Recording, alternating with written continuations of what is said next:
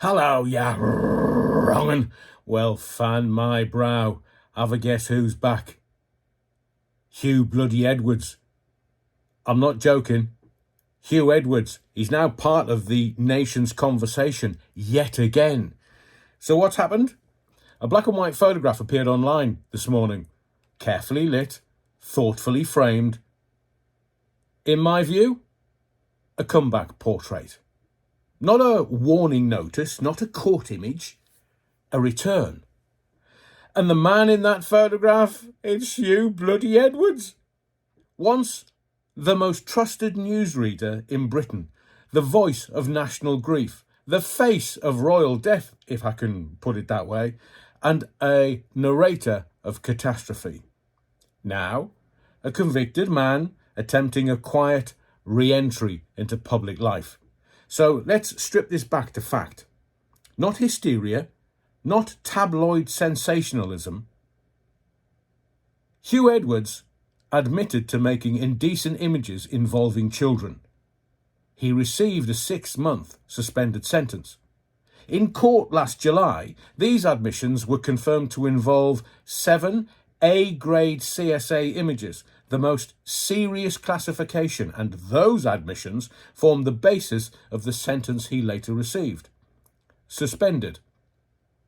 Today, without explanation, without any public reckoning, he's released a professionally staged photograph and reactivated his social media presence, not to address the victims, not to confront the public, but to step back into the light. The family of one of the teenagers involved has responded today, and their language was not filtered through some PR agent or PR public relations agency. And I'm quoting directly. They called his return shameless, disgusting, an insult to every victim. They've said that the man they once watched on their television screen now makes them feel physically sick.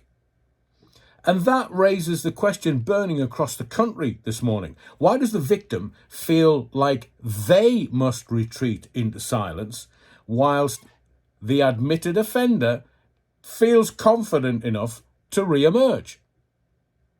Huw bloody Edwards did not exist in isolation. He existed inside the BBC, a cathedral of credibility. And now we learn something else. According to press reports today, he's reactivated his Instagram account, followed by about 94,000 people.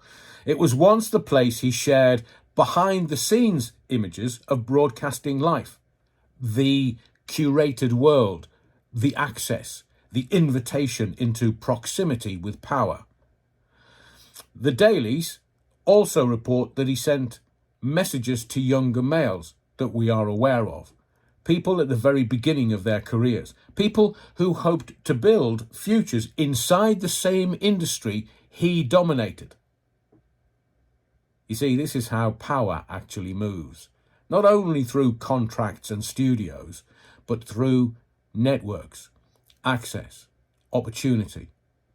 And once again, the uncomfortable national question: who was being mentored and who was being exposed? Inside the institution itself, the temperature is rising. Trust me.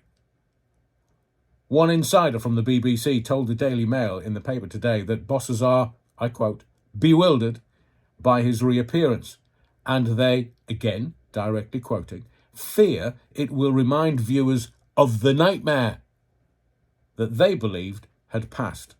See, that tells you everything. It's not relief. It's not closure. This is damage control. Because institutions do not fear memory unless memory is dangerous. And then there's the money. Show me the Benjamins. In his final year at the BBC, Huw bloody Edwards was among the corporation's highest paid figures, earning in the region of £475,000 to £479,000 per year. After his arrest, the BBC moved to reclaim about 200 grand of that in licence fee funded wages. That was money that was paid to him between his arrest and his dismissal. Now, according to the same press reports today, none of that money has been repaid.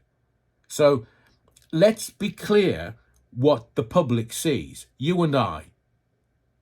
A suspended sentence, a staged return, a six-figure salary, and unresolved licence fee money.